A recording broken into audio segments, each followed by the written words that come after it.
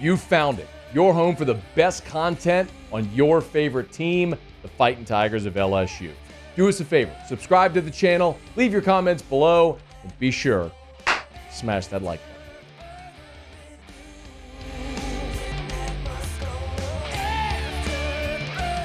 button. For many years, we've had a great relationship with our friends over at the Senior Bowl, the Panini Senior Bowl, and the new executive director is Drew Fabianich, who's good enough to join us here. Sir, it's a pleasure. How are you? Oh, good, Matt. Really pleasure to be here and thrilled to be on with you. Well, thank you for the time. We appreciate it. We've as we mentioned, had our station, and everyone's had a great relationship with the Senior Bowl over many years. What led you to this path? Long story short, I left the Cowboys and took a GM job at Auburn. Lost that job in 4 months because the head coach got fired. And then I took the GM job at West Virginia. And again, when they called about this job, I never really thought about it until I kind of got in the weeds with them. I'm speaking of the board that I interviewed with.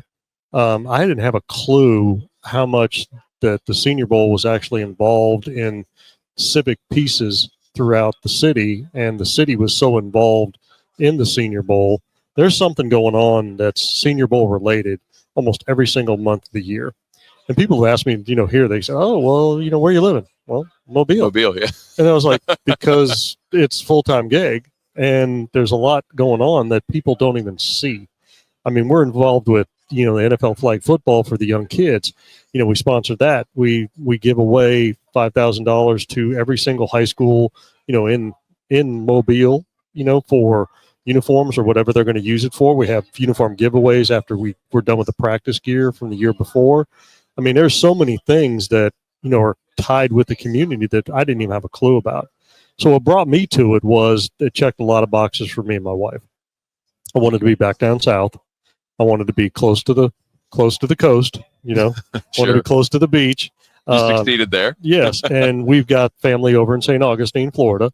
So we're close to them. We also have some family, that are going to be moving to Pensacola too. So again, it was a lot of, the boxes were checking off every time I talked to these, talk to the power brokers and, the board. Well, and again, I'm part of football still, but I don't have to deal with the NIL piece of it. I don't have to deal with the revenue sharing.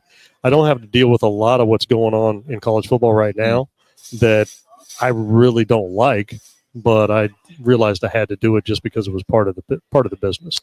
So again, and the other part of this too now is I don't have to win this game to keep my job. Yeah. Somebody told me that, nigga, I said, that's a hell of a point, because everything I've ever done in football, you had to win the games or you got fired, or you didn't win, when I was playing.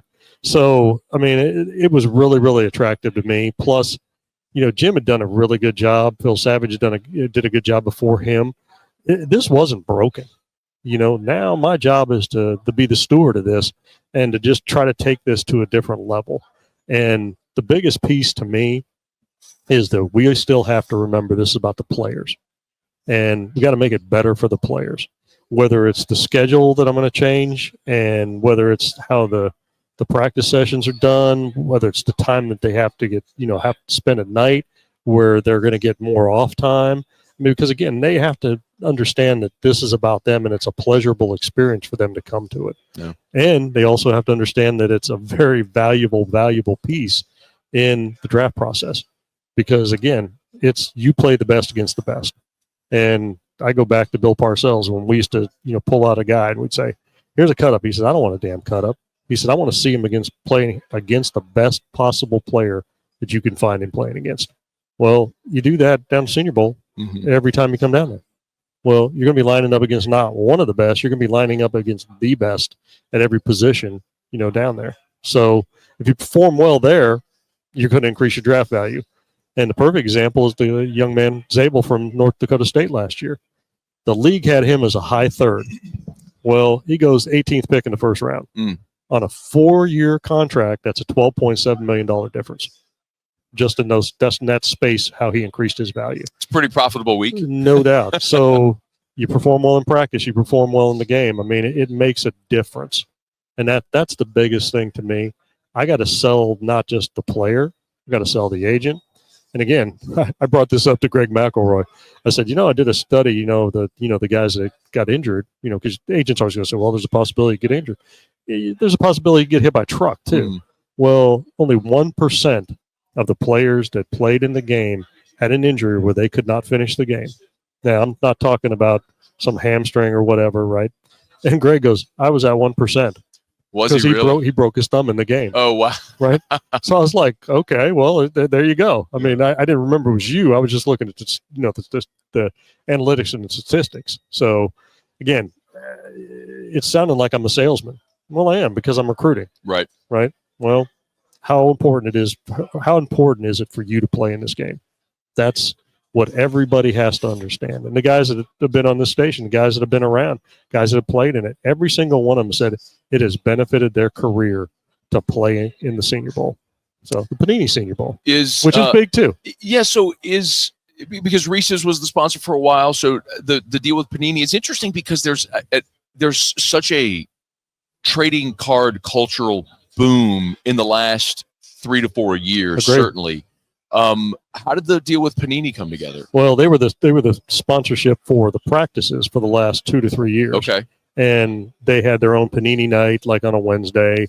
And I guess last year they brought like a digital way to do cards, and they could print them right there that night.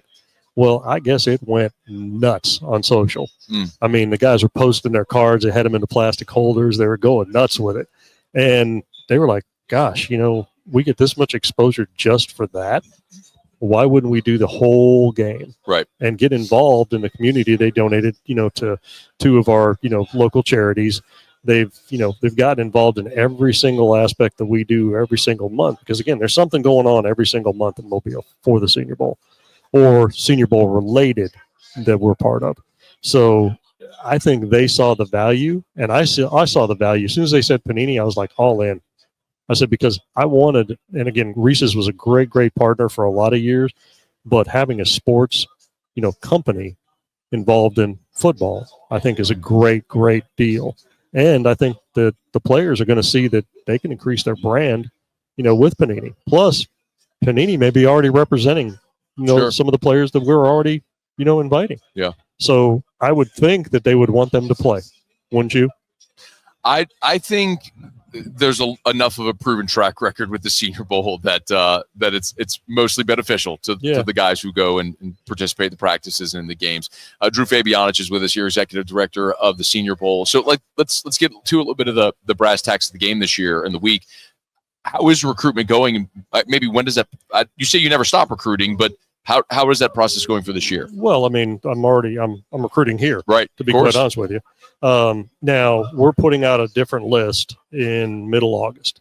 We've already evaluated what we want.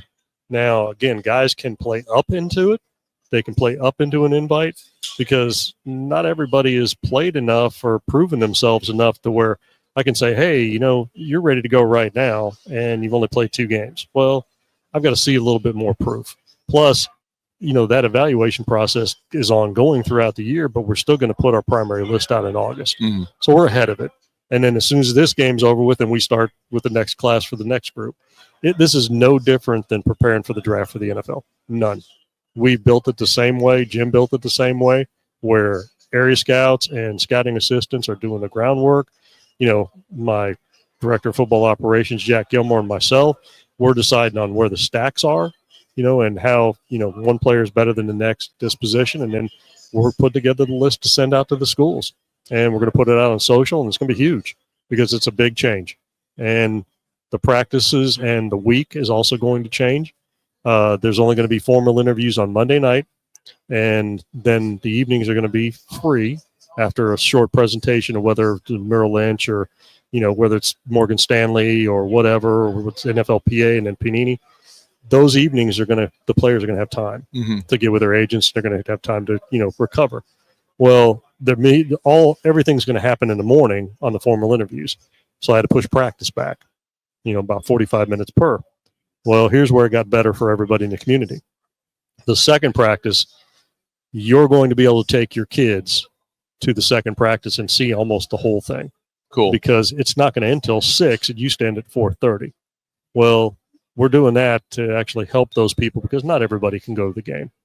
But it also, those kids don't get many opportunities to see those guys up close and personal, and they're going to be able to, be pretty close to those guys right then. Sure. So there's a lot of things that I'm trying to do just to make it better for everybody. And trust me, Matt, I'm not going to make everybody happy. But if I can make 80% of the people happy with the experience, I'm good. But I want the players to say when they're done, I want them to go to those next guys, their old teammates, say, hell yes, I'll go again. I'll be doing it in a second. Because I want them to be my salesman. Sure. What about the LSU guys? There were a couple here on Monday that I'm sure you'd like to lure into that game. And are draft eligible juniors? They have to graduate. So they have to graduate. So a junior can play as long as they've graduated. Okay. Yes, correct. Give me your thoughts, if you would, on this LSU crop of guys that you'd like to see. There's more than 3, yeah. And I'm not going to go into names other than one because I've known him since he was 15 years old. I mean, I've known Garrett Nussmeier since he was 15. Well, that's because I worked with his dad with the Cowboys. Right. And Garrett's a great kid, and he's handled everything so well. And the other piece of this that I tried to tell these young men when I do a presentation for schools, why would you not stay somewhere and develop? And he is the perfect example of that. Sit back, learn, develop, grow, and then wait your turn, and then be successful. Mm-hmm. Well, that's exactly what he's done. Nowadays, it's like, oh, I didn't get to play as a freshman, I'm leaving. In the day, there weren't a lot of freshmen that actually played because they're not prepared physically or mature. I mean, they're a little bit immature in their way they're processing, the way they're acting like a professional. Are they? Probably not. Mm-hmm. So again, I go back to Garrett because he's prepared and he understands exactly what his motivation is, and it was to get to the NFL. Well, stay somewhere and develop and become what you are. And again, the ones that were here, yes, good players. There's probably about 4 more that will be on the list, and I'd say that possibly anywhere from 6 to 7 would be in the game. That'd be outstanding. Yeah. Always love to see that gold helmet at the Senior Bowl, the Panini Senior Bowl, down in Mobile. Drew Fabianich, the executive director of the Senior Bowl. If you would give me a Garrett or Doug Nussmeier story from 15-year-old Garrett there with the Cowboys. I was sitting. We were watching Garrett from up top because they had a 7 on in the back of the star, right, and on our practice fields, right. And I go, how's he doing, Doug? And we're watching. I goes, he's spinning pretty good, right? And he goes, yeah. He's like, he threw for like 7 touchdowns that day, for in that game, right? Yeah. But he threw like 4 picks. And I kind of was talking with Doug, and I said, there's a time where you got to kind of have a conscience, even in 7 on. Well, 7 on, these guys play so many games. It's like, oh yeah, hey, I throw 3 or 4 picks. Well, no big deal because I threw 7 or 8 touchdowns. Well, in a game, that's still not a good percentage, right? So I think that 7 on has actually probably influenced these guys to be probably a little too risky with the ball and a little bit too careless. And that was something that Doug and I had talked about then, and I don't know if that's changed a lot. I would say it probably has, because again, was he good manager of the game last year? Did he, protect the ball? I mean, yeah, he did. Now, will he still take a chance here and there? Yeah. Yeah, but most Qs will. Yeah. Right? I mean, so that's one of the ones I still remember. It's going to be a fascinating year. It is. We'll see with LSU. Lots of hopes on the field in the fall, and hope to see a lot of them in Mobile as well there in February. It's our pleasure. Thanks for the time, sir. Thanks, Matt. Appreciate you, brother. Hey, thanks so much for watching. Please leave your comments. I love to interact, and be sure to hit the red subscribe button below.